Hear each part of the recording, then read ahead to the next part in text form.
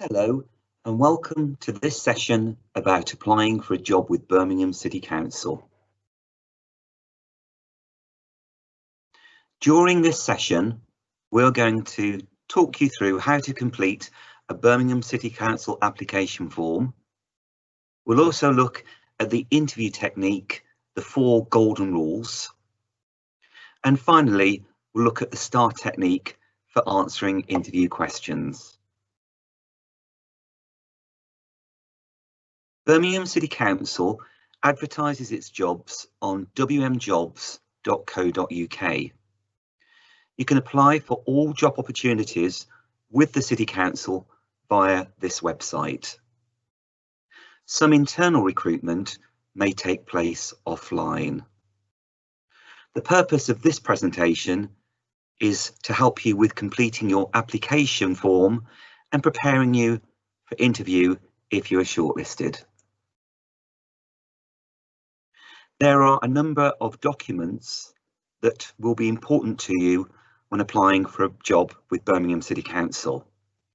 The most important documents are the job description and the person specification for the role. All roles at Birmingham City Council have a job description and a person specification. The job description outlines the duties and responsibilities of the role, whereas the person specification outlines the skills and experience required for the role. When you think about completing an application form, have a look at the person specification for the role you're applying for, and note how the criteria is being measured. This information is usually contained in a box form.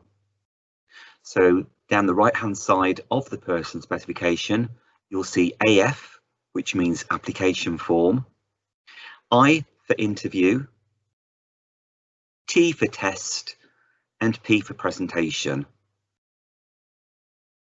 You need to match your skills and experience to the AF criteria only. Examples can come from anywhere. You might want to copy and paste the criteria into Microsoft Word so not to miss any of the AF criteria. So our advice is that you obtain the person specification in Word format, copy the whole of the essential criteria into a Word document and just leave anything with an AF next to it. And those AF headings can be used to create paragraph headings which you can respond to, and this will ensure that you don't miss any of the essential criteria. When you're writing your examples, please ensure that you provide a good example which can be used to assess your application. Please try not to just copy or regurgitate the criteria marked AF. So, for example, if a criteria has experience of working effectively as part of a team, please don't write, I have experience of working effectively as part of a team. And why shouldn't you write this? Well, it doesn't really tell us anything about your experience. You need to explain when, where, and what was involved in relation to the example you are providing. So, for example, experience of working effectively as part of a team. So you could say, in my last position, I was part of a software implementation team. We all worked together to plan and manage the implementation schedule, to provide customer training, and to ensure a smooth transition for our customers. Our team always completed our projects ahead of schedule with very positive reviews from our customers. Our ability to communicate effectively and work towards a common goal was what made us such a good team.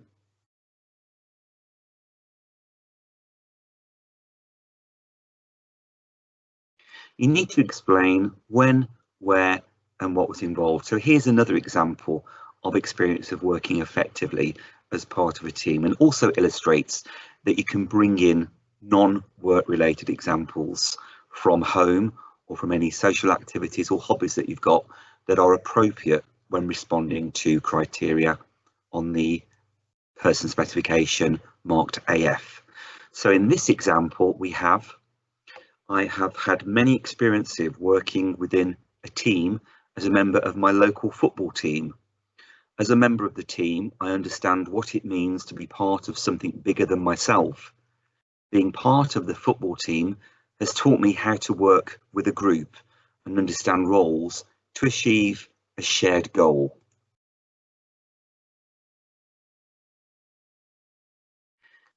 Please ensure that you do address all of the person spec criteria marked AF, because if you miss any, you may not progress to interview. If, however, you provide sufficient information to support your application, you will be invited to an interview, and in this section we'll be covering off some interview technique.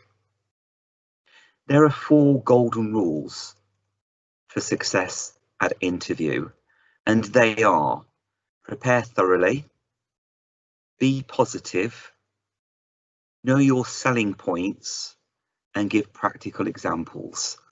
So let's look at those in turn. Preparation is key to success at interview, and it's particularly important that you know exactly what you're going to say in response to predictable questions. And the less you have to think creatively in the interview, the better. Confident extroverts who are at ease in interviews are particularly prone to inadequate preparation. And whilst they may start off by responding to a question well, they very often dry up because they haven't thought through an in-depth response to a question. In terms of preparation, the first thing you need to do is read through the person specification and think about examples you can give which demonstrate that you have the required competencies. As I mentioned earlier, your examples can come from different scenarios, so from previous jobs, from things you do outside of work, from social activities, or at home, as long as they are relevant to the job that you are applying for or bring to life the criteria that you are responding to at interview. So it's important to fail and not fail to prepare, but to make sure you've done adequate preparation. Okay, so that old adage, fail to prepare, prepare to fail, is indeed true. Be truthful when giving your examples at interview. So don't embellish or make things up, but just stick to the facts so that you don't risk contradicting yourself later on or in other parts of the interview. And avoid using the same example, otherwise your interview could be quite bland. So try and think of different examples that illustrate the experiences that you've had to date and show off your strengths and achievements. Avoid criticism. So there is no place for criticism in an interview. So never criticize yourself, your manager, or your previous directorate or company. And as a general rule, try to put a positive spin on everything that you say. Everyone likes a positive person. Be passionate. Show that you're committed to the directorate or the service that you're applying to join. Stress that you want to be part of the new service and where it's going, and reflect the City Council's values and behaviours. Know your key selling points. It's essential that you have identified what your strengths and your achievements are. Think about what special qualities or experience you will be bringing to the job. In other words, you need to know what the main strengths and achievements are that you can contribute. And these can come from a range of sources. So they can come from specific professional technical knowledge or skills. They can come from highly relevant experience. They can be transferable skills, for example, organisational, interpersonal or managerial skills. Or they can be what we call tacit skills. So these are things that you do instinctively. They may not be written down. They're called tacit skills, how you go about doing something.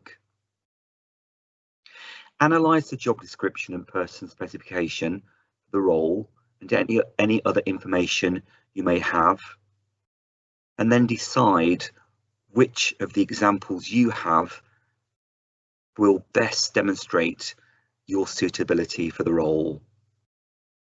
Try not to focus on stressing strengths that are not particularly relevant for the role or indeed the question. Think about your main unique selling point. So what is it about you that sets you apart from other candidates?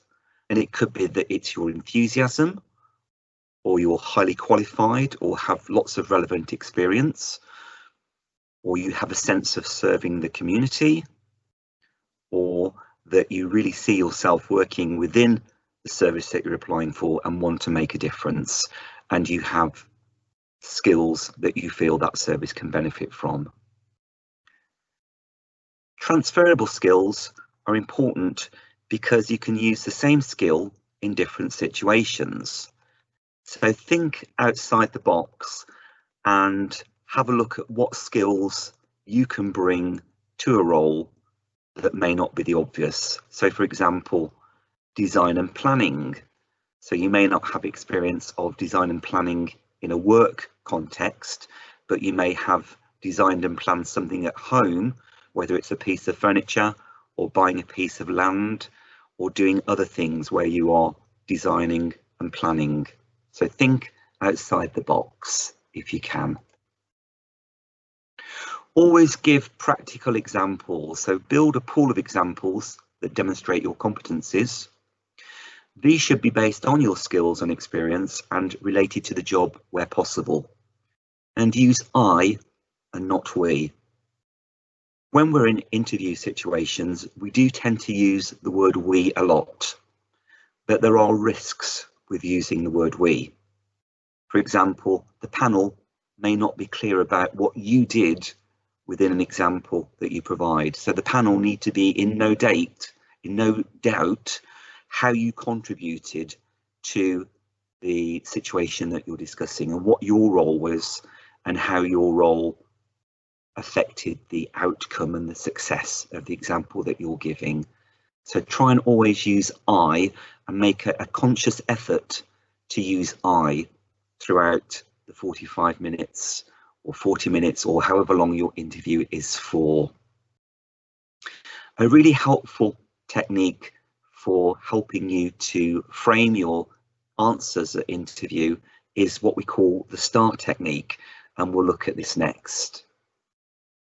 So the STAR technique is a useful, methodical and logical technique of preparing yourself to answer interview questions.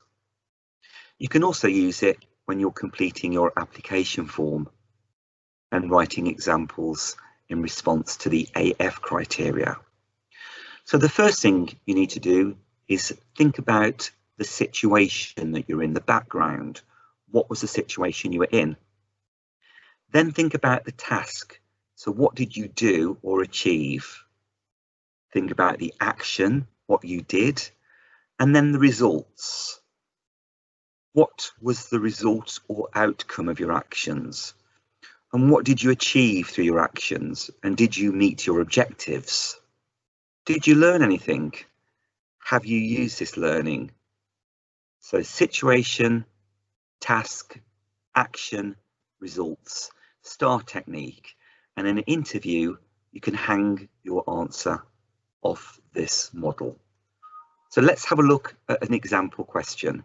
And this one is at grade 3, but don't forget you need to pitch your response at the level of the post that you're being interviewed for. So in this example, the question is, can you tell me about a time when you've had to deal with an irate or distressed customer? What did you do?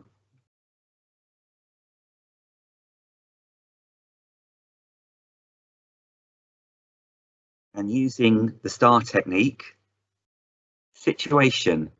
I worked in a neighbourhood office that dealt with a wide range of clients, some of whom could be in a very desperate state.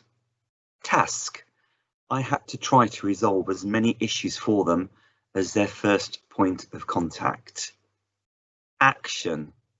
I had one woman who came in with a small child in a very distressed state with injuries around her face.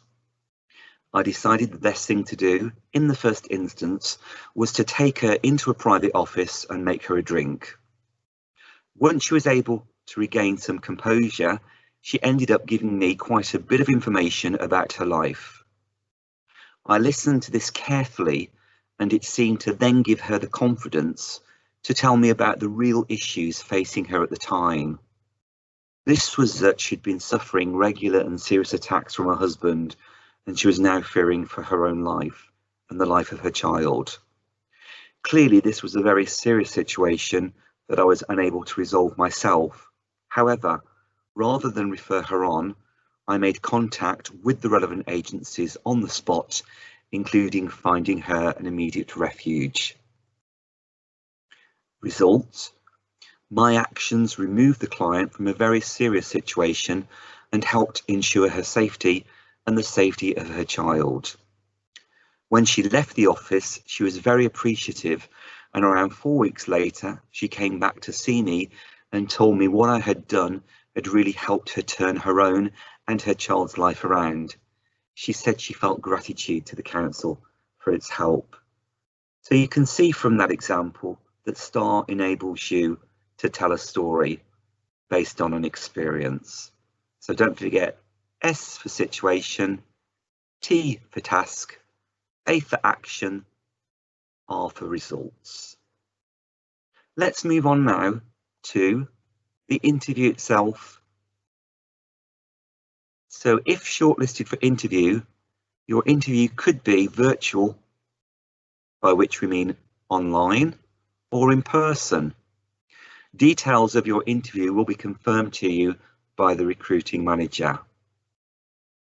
A virtual interview will take place via Microsoft Teams or Skype, for which you will be required to access via a laptop or smartphone, and sometimes you'll have to download a program in order to get onto Microsoft Teams or Skype, for example, from the App Store on smartphones.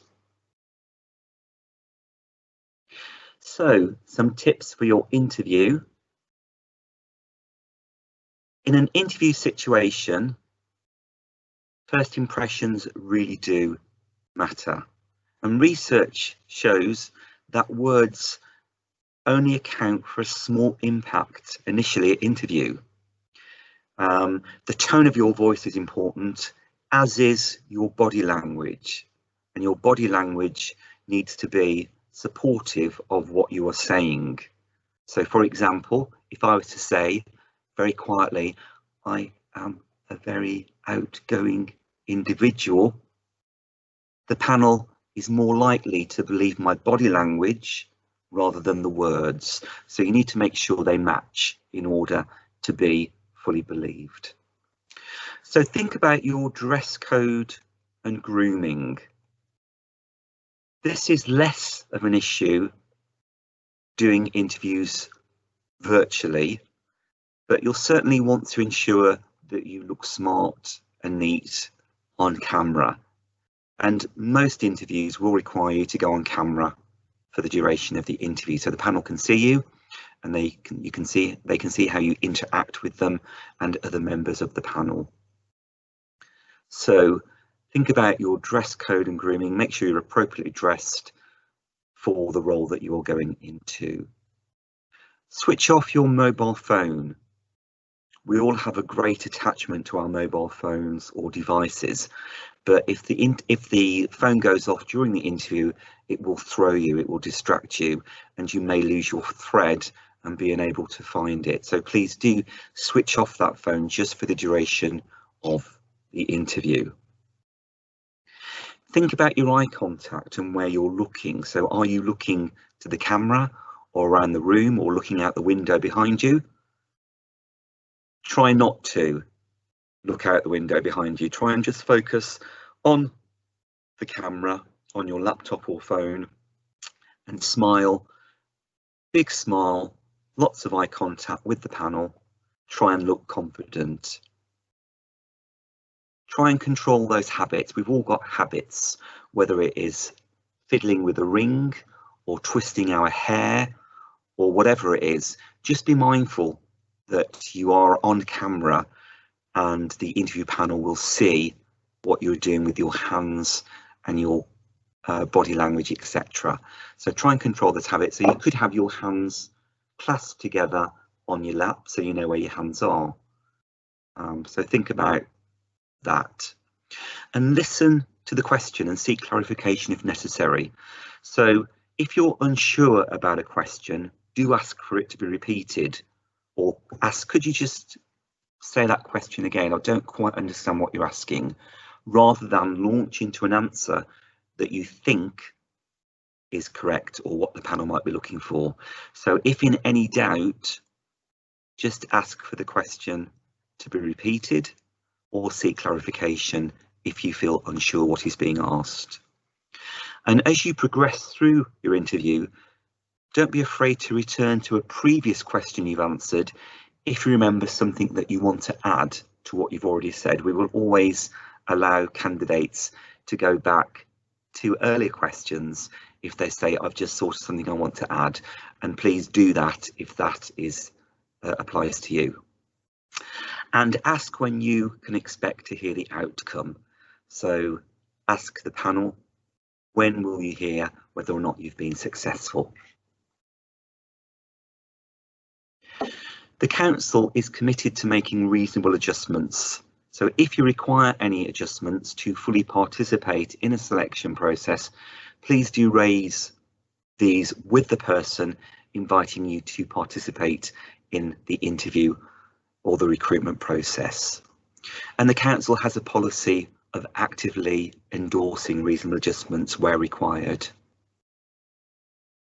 Finally, thank you for watching this video, and we hope that you found it useful. Thank you for your interest in Birmingham City Council, and we wish you good luck with your application.